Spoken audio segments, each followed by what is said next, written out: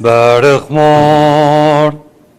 وجاءوا إلى كفر ناحوم، ولما دخلوا البيت سألهم بما كنتم في الطريق فيما بينكم تتخاطبون، فسكتوا لأنهم كانوا يتجادلون في الطريق بعضهم مع بعض من هو الأعظم فيما بينهم.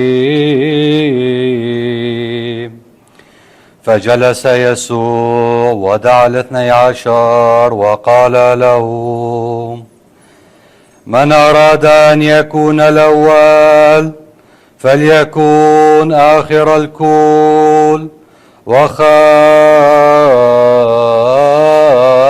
للكل.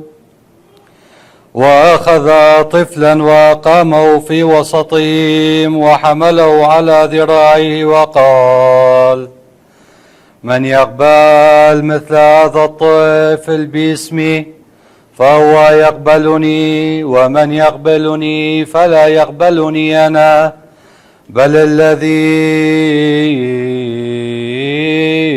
أرسلني. قال له يوحنا: رابي، رأينا واحدا يخرج الشياطين باسمك فمنعناه، لأنه لم يتبعنا. فقال له يسوع: لا تمنعوا، فما من أحد يصنع باسمي معجزات ويستطيع سريعا أن يقول علي شرا، فمن ليس عليكم فهو معكم، ومن سقاكم كأس ماء فقط على إنكم للمسيح. فالحق أقول لكم إن لا يضيع أجره. ومن شكك أحد هؤلاء صغار المؤمنين بي فخير له أن يعلق حجر رحى في عنقه ويطرح في البحر. بارك مو. السلام لجميعكم. صباح الخير جميعا، وأحد مبارك للكل. أكيدا بهذا الأحد هو مناسبة أنه نتذكر أيضا الشهيدين يوسف وبهنام الخديديين، واللي أكيد الكل صار يعرف بقصتهم، وإحنا بصلاتنا وبهالتسعاوية اليوم راح تكون ختامتها بكنيسة الطاهرة مع سيدنا المطران ومع كل الكهنة، حتى نواصل صلاتنا من أجل إحنا بالنسبة لنا كشرقيين هم قديسين، كل شهيد هو قديس، لكن مع الكنيسة الجامعة مع الفاتيكان اكو بعض الاجراءات، اكو بعض نسميها الخطوات اللي مطلوب من عندنا انه نسويها حتى يعلنون طوباويين وبعدين قديسين. بس احنا كشرقيين دائما كل شهيد هو قديس، فاكيد نصلي لهم ونطلب شفاعتهم لمنطقتنا ولعالمنا ولشعبنا. مثل ما تعرفون احنا بزمن البنطقسطي، زمن حلول الروح القدس على التلاميذ، واليوم هو الأحد الخامس من هذا الزمن اللي هو أطول زمن بالسنة الليتورجية، واللي من خلالها الكنيسة راح تدعونا أنه خلال هذا الزمن، وأكيد كل السنة بس خاصة بهذا الزمن، أنه نتفاعل مع الروح القدس اللي يبقى هو المرشد الحقيقي بمسيرتنا ونضجنا الإيماني والإنساني والروحي. الروح القدس راح يذكرنا دوما أنه إحنا أبناء الله المباركون، وهالمراحم الله الغزيرة تبقى دائما مزبوغة علينا. هو اللي يمنحنا نعمة التمييز. الروح القدس من إحدى مواهبه أنه ينطينا نعمة التمييز بين المهم والأهم، وأيضا يعلمنا التواضع. اليوم إنجيلنا هو عن التواضع، شلون نعرف وشلون نعيش هذا التواضع، وشلون فعلا نقدر نسلم حياتنا بكل تواضع وبكل أمانة وثقة ورجاء لما يريد الله من عندنا. قبل أيام صدرت للبابا لاون الرابع عشر رسالة بعنوان الإنسانية الرائعة، حماية الشخص في زمن الذكاء الاصطناعي. طبعا رسالة طويلة، ما أعرف 270 عدد، يعني رقم ما أعرف ايش قد.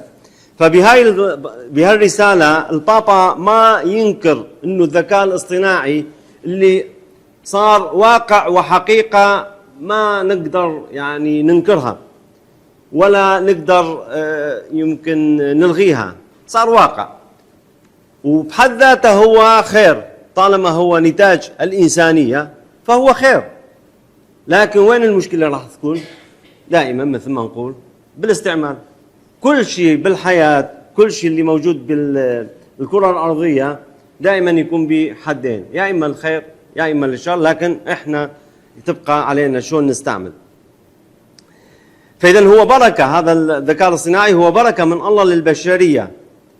لكن البابا وأكيد الشعوب وكل من عنده ضمير حي يدعو كل الشعوب إلى التعامل مع هذا الذكاء بطريقة ملائمة، بحيث تكون هالتكنولوجيا بخدمة الإنسان وليس العكس، لأنه راح يبقى السبت من أجل الإنسان وليس الإنسان من أجل السبت. واللي راح يأمن لنا هذا التعامل الذكي، التعامل الملائم، التعامل منه هو نرجع على الروح القدس اللي هو يرشدنا، اللي هو يلهمنا، اللي هو ينورنا حتى نعرف شلون نستعمل هذا الذكاء وهالنعمة اللي الله انطاها للبشرية. يحضرنا البابا برسالته من أمور عديدة، وخاصة من استغلال هذا الذكاء الاصطناعي في الحروب وبتشويه صورة الإنسان اللي الله خلقها حسنة وحسنة جدا، كلش جميلة كلش رائعة.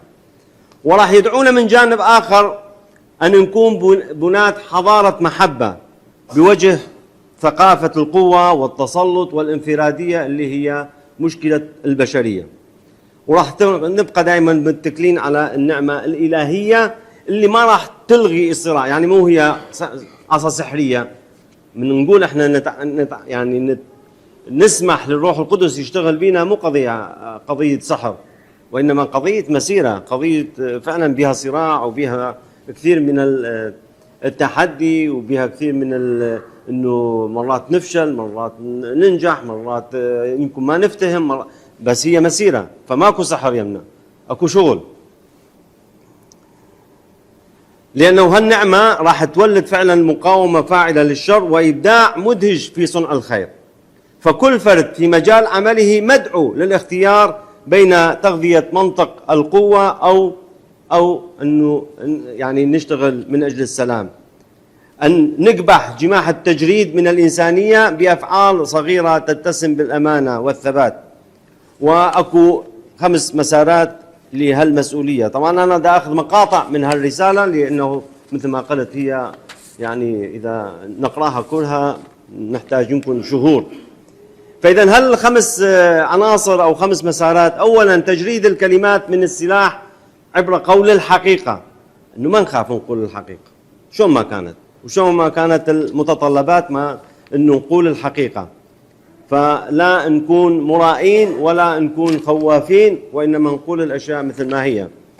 ويمكن تعرفون سيدنا يعني سيدنا البابا صار عنده مشكلة بقول الحقيقة مع ترامب مو قال الحقيقة مثل ما هي، ولهذا صار نوع من الإشكالية.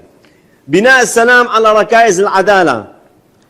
احنا دائما نحكي عن الرحمة ونحكي عن المحبة، بس أيضا هناك بعد آخر اللي هو العدالة. إذا ما نكون عادلين للمظلومين ونبقى نقول رحمة ورحمة، بس نحتاج فعلا أن نكون أيضا عادلين. تبني نظرة الضحايا واتخاذ موقف حاسم لا يصح فيه البقاء على الحياد.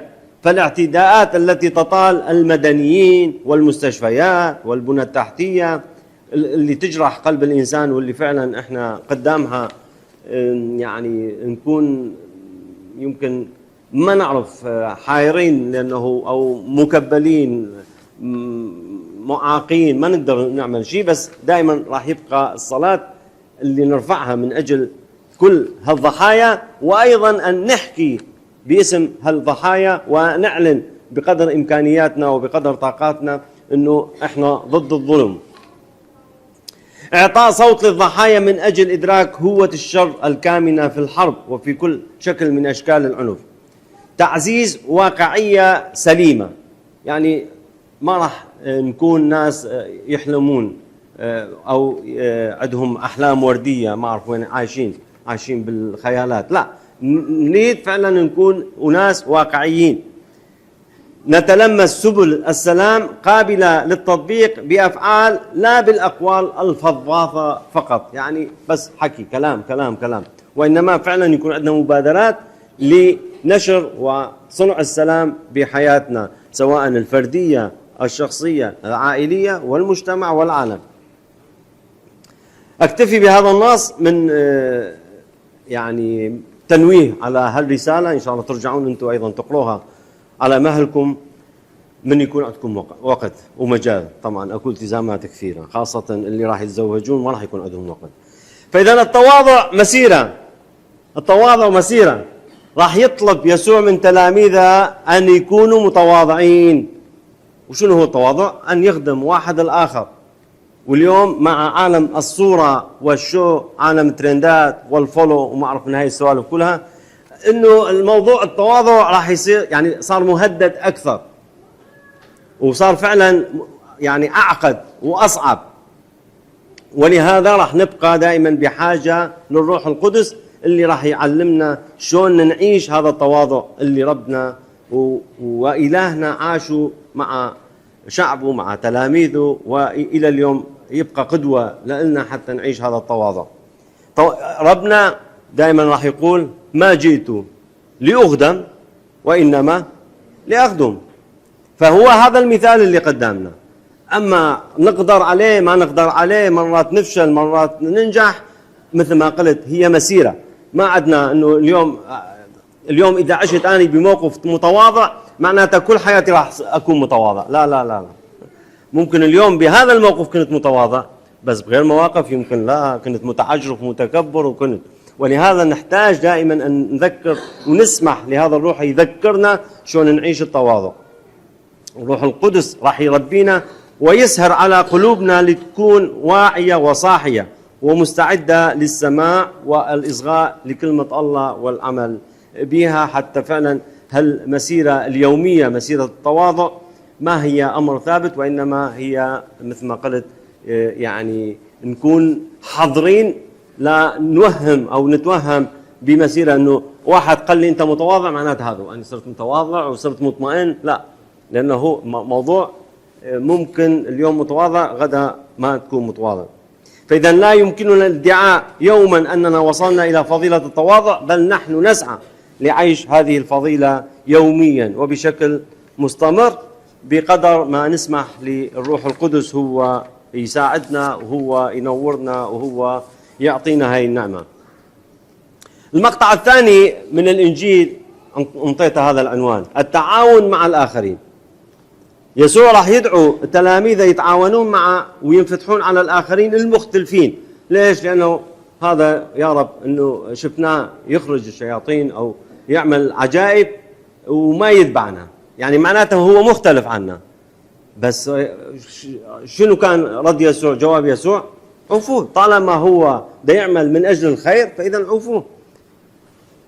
والبابا بهذه الرسالة أيضا راح يأكد على هذا الموضوع ويقول: نحن مؤسسون على المسيح الحجر الحي، ونعرف عمل الروح القدس القوي والسري، ونؤمن بأن كل جهد بشري حقيقي للتعاون معه من أجل الخير سيباركه الآب السماوي الذي نضع فيه رجاءنا.